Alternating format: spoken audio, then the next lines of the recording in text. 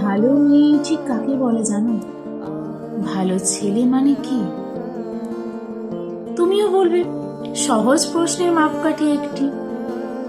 যে মেয়ে পেয়েছে অঙ্কে 100, যে ছেলে ভূগোলে সেরা, তারাই তো ভালো।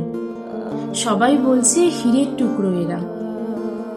কাগজে ওদের ছবি ছাপা হয়, টিভিতে দেখায় মুখ। ওদের জন্য আমারও তো ভাই আনন্দে ভরে বুক। তবু কেন যেন তোমাকেই বলছি, দেখে শুনে ভয় পাই। শুধু এত এত নম্বর পেলে কি ভালো ছেলে মেয়ে হয়? আচ্ছা ধরো না, যে মেয়ে পেয়েছে অঙ্কে অনেক কম, কিন্তু তার গানের গলা শুনে সবাই মুগ্ধ, হাততালি হরদম। ওই যে ছেলেটা পাশ করে গেছে একেবারে টেনে টুনে, বলতে কি ভাই আমরা অবাক ওর আবৃত্তি শুনে। নাটকেও তার নেশা খুব, পরের বিপদে ছোটে। পাড়ার তিন্নি বাংলায় নাকি 30-এ পেয়েছে মোটে। কিন্তু মেয়েটা যে খেলাধুলাতে 10খানা গায়ে নমমি।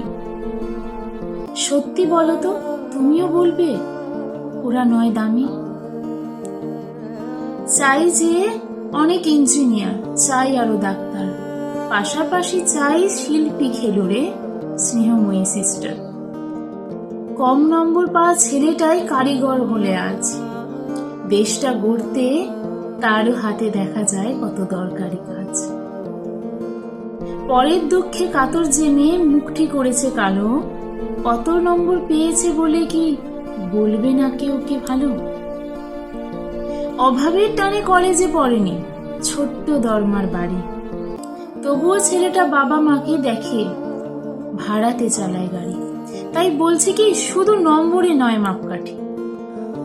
নম্বর কখনো হয় না শুধু মাপকাঠি।